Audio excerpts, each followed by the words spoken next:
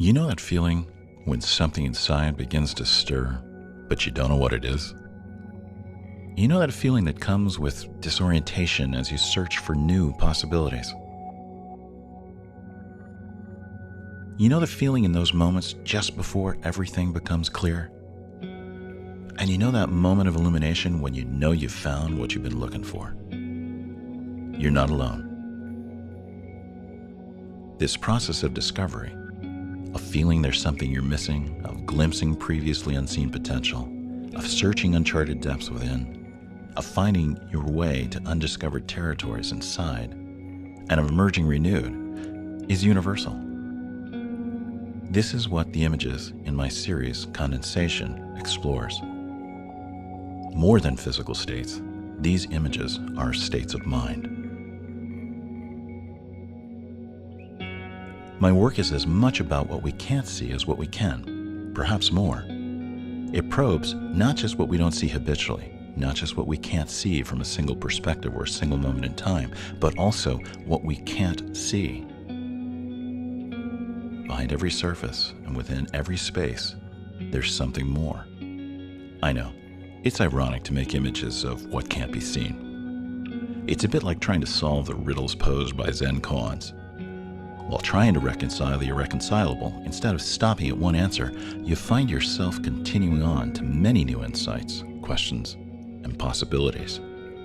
I find engaging this process opens and sets in motion the mind and the heart, rather than closing and fixing them. Making images like this tests the limits of my perception and challenges me to expand my horizons. I often think photography is more about elimination than inclusion. A minimalist impulse has led me to ask, how much does it take to make a successful photograph? Curiously, less information often leads to more interpretation. Psychologists have found that when subjected to emptiness for long periods of time, we hallucinate. Can empty fields serve as mirrors? I found that abstraction can intensify an awareness of how subjective our individual experience is. When we are self-aware, we realize how deeply involved we are in our interpretations of what's real. How we see the world changes how we see ourselves. Or look at it the other way. How we see ourselves changes how we see the world. So how do we know what we know, really? In the end, we're responsible for how we see. So maybe there really is something important to this obsession throughout history with self-knowledge.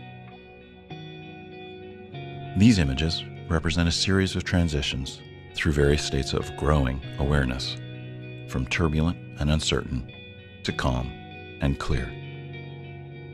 They present an inner journey that passes from thinking, cascading trains of thought, through meditating, maintaining a single focus, to contemplation, expanding devotion. I keep making them because I have so much more to learn from them. The next time you find yourself disoriented, seize that moment.